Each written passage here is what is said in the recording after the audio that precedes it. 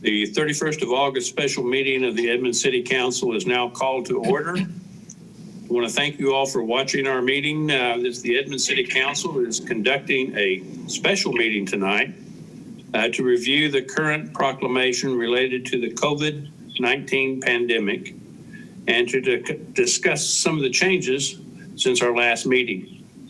We will ask for reports from city staff and updates on the implementation of the mask policy. My name is Dan O'Neill, and it is my honor to serve as your mayor. I am located in the city first building in the mayor's office, and I will now ask the other city council members to introduce themselves and tell the audience where they're broadcasting from, if they would. Let's start with Ward 1. David? Ward 1 Councilor David Chapman. I'm in downtown Oklahoma City at the Chapman House. Thank you very much. Ward 2? Josh Moore in Ward 2 right now, on the move. Josh, drive careful. Will do. Thank you. Okay. From Ward 3? Daryl? Ward 3, Daryl Davis, in my house on the southwest side of town. Glad to have you aboard, Daryl. And from Ward 4, Nick? Nick Massey, Ward 4. I'm at my home in Hunters Creek. Glad to have you aboard.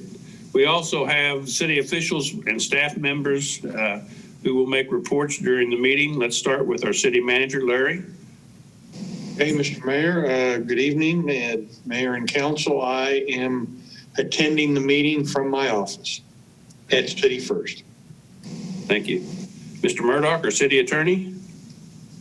Mayor and Council, Steve Murdoch, City Attorney, along with Cindy Cole, City Clerk. We are both in the conference room in the City First building.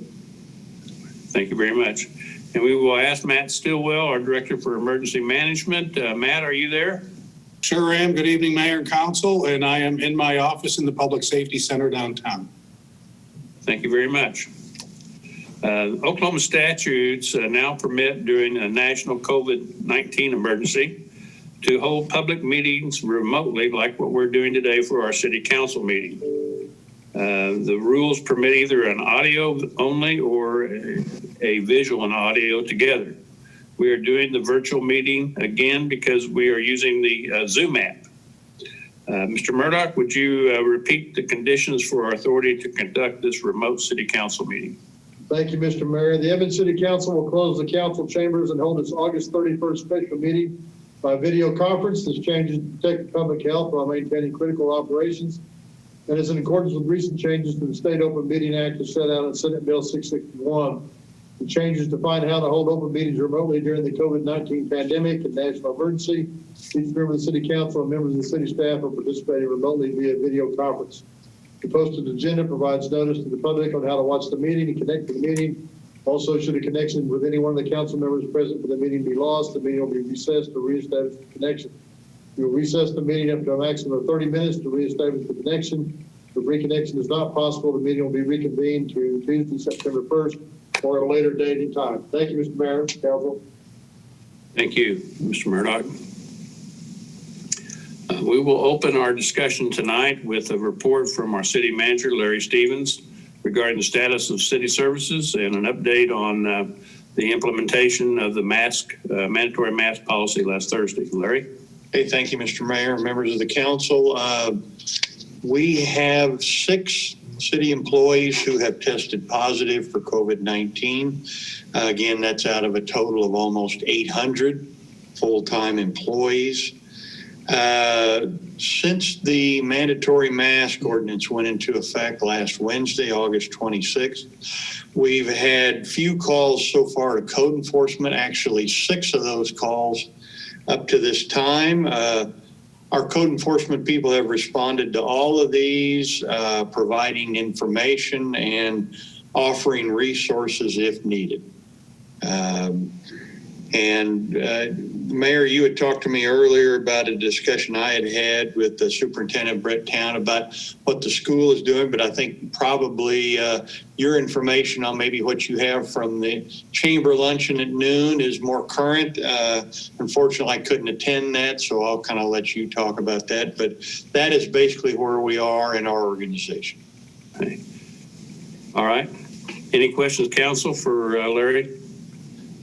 No. Okay. Very well. I think the next question we'll have is ask Mr. Stillwell to give us an update on the status of the cases that we have in our community and the health department information. Absolutely. Thank you, Mayor. Good evening, Council. My prayer continues that you and yours are staying safe during this pandemic. As far as the Edmond numbers go, we are up to 995 known locations for positive tests since the beginning of the event. There was an additional 12 cases today, which actually is very close to the average that we've seen over the past 2 weeks. So in each of our last two meetings, we've talked about the average of new cases within Edmond proper for a 14-day period. And if you'll recall, 2 weeks ago, we had reported it was just over 15. That dropped down to just over 10 in last week's report. And this week it's increased a little bit to 11.42 for the past 14 days. So it's basically steady that we're seeing new cases. That really does coincide with what we're seeing with county numbers and state numbers. There was a question about what the state reports as far as the ranking of cities. And so if you go to their page, you can break out their numbers by zip code, by county, and by city. And if you click on city, you'll notice Oklahoma and Tulsa are always at the top, and Broken Arrow and Norman are the next two. And we're showing fifth as of this morning. But the actual number of cases is not consistent with what I report. Again, the number I use is based on specific addresses that I'm able to collate from within the Edmond proper boundaries. So the number that you see that the state reports is nearly double what we see on the state site.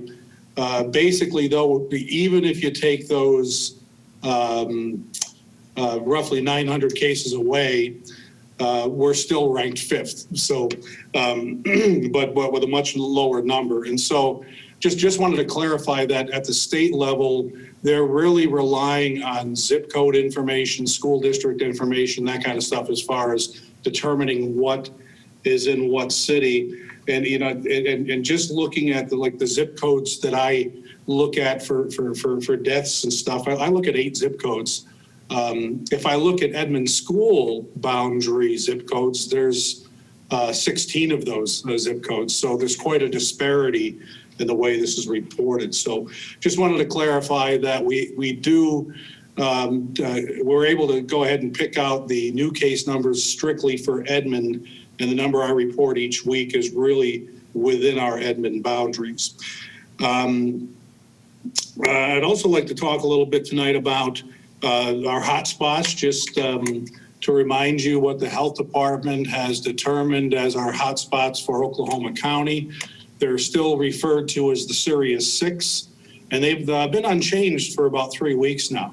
So jails and prisons, daycares, office settings, restaurants, manufacturing and warehouses, and faith-based venues continue to be the Serious 6 for Oklahoma County. Hospitalizations continue to be a concern. If we look at the report provided by the Oklahoma City County Health Department, which the last report I looked at on Friday was a 30-day trend, which does show a downward trend. So if we look back to late July, current hospitalizations were about 230. They're currently at about 190, but that number has been consistent for about the past 10 days.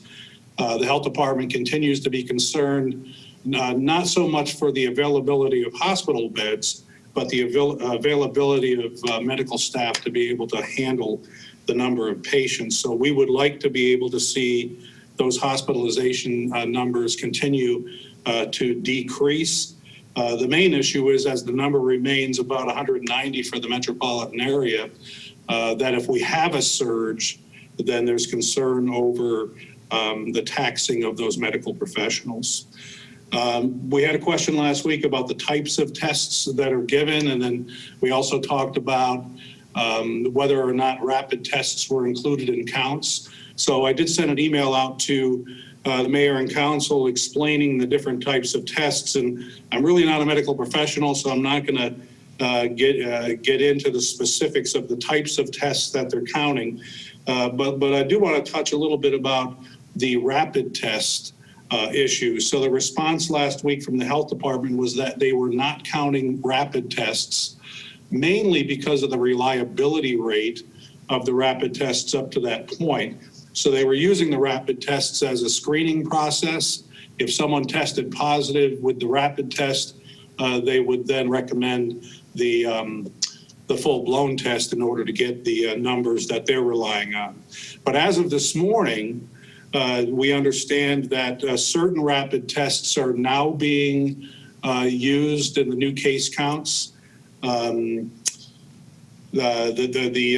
particular test that they're talking about, it has about a 97% accuracy rate on it as far as positive tests go. So they will start including those numbers in the new case count numbers that they release. We really didn't see a big jump today, so it'll be interesting to see what happens in the next week here, if there's a spike as a result of including those numbers. Now, further definition as to the rapid test and the impact on the numbers, the health department on Friday told us that they will be further explaining that to us this week. So as my office gets that information, we'll go ahead and share that with you, and then make determinations as to the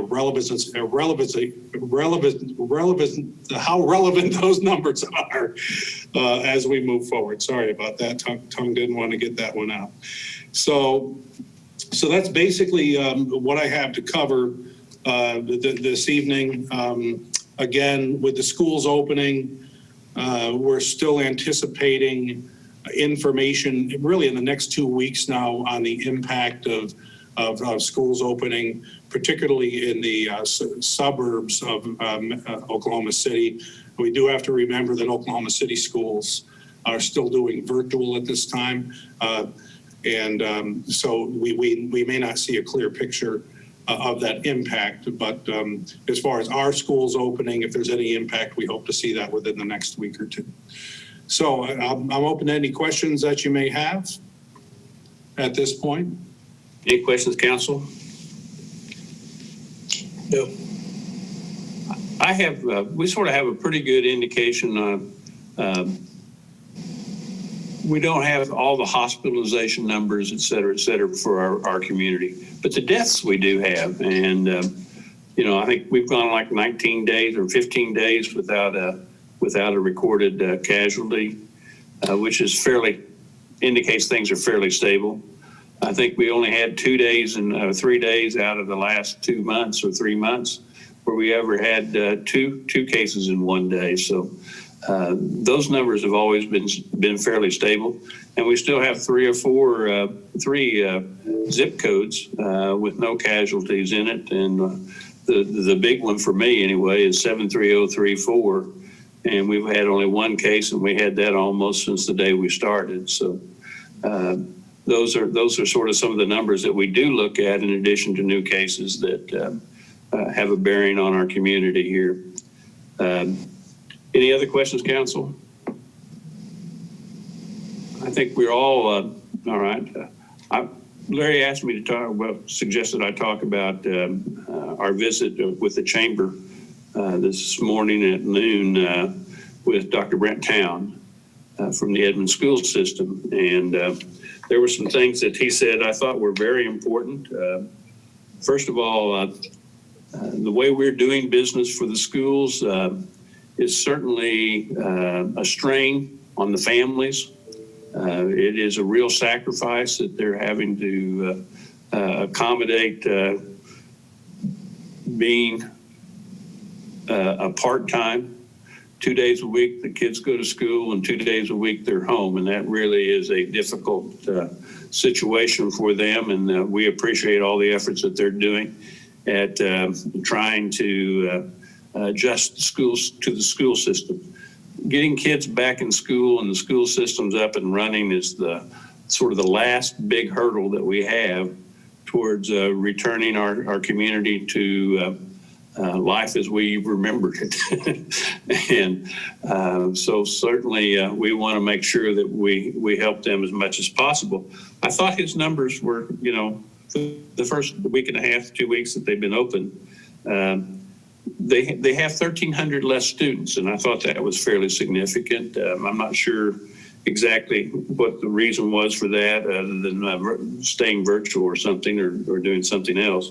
But they've only had 5 students that have actually tested positive so far, and 8 teachers that have tested positive so far.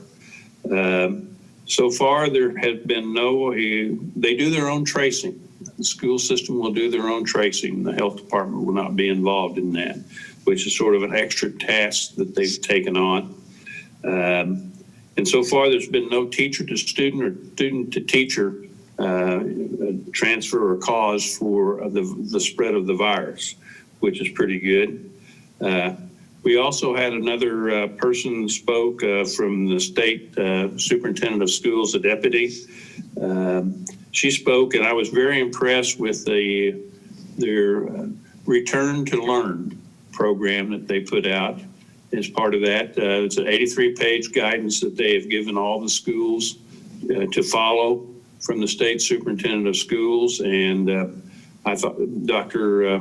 Town had strong appreciation for that kind of support. So I thought that was pretty good. The other thing I thought was sports activities have been held. There's a couple of girl volleyball games were played this weekend, and the Memorial High School and Santa Fe High School boys played football.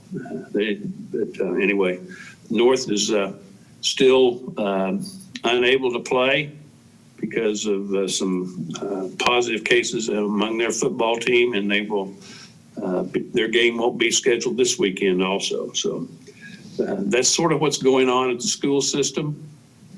I thought Dr. Town did a great job in making this presentation today, and maybe that might be something for us to look at down the road. Are there any other questions, council, before we ask Mr. Murdoch to give us sort of a roundup on the legal things that have happened? Mr. Murdoch, I understand our governor issued a new proclamation.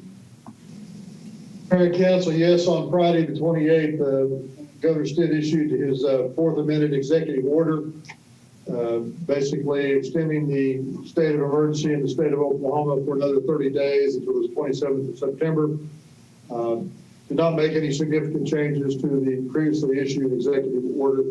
So we are still in a state of emergency in the state of Oklahoma. So that's the most significant change that occurred since we last met on August 24th. Of course, at our last meeting, we extended our declaration of emergency to October 12th, consistent with the expiration date of our ordinance related to mask mandates. So that's kind of where we are, where things holding true. Council, are there any other items to discuss? No, just as we mentioned tonight, keep in mind our frontline workers and the strain that's being put on them. And now with schools being back, we need to look at how that's going to put a strain on the schools and all the other part of the supply chain that they are a part of, and see how that works out over the next couple of weeks. And then coming up next weekend, we have our last major holiday of the summer coming in. At Labor Day. Yeah, Matt, Nick, are you got anything planned for next weekend?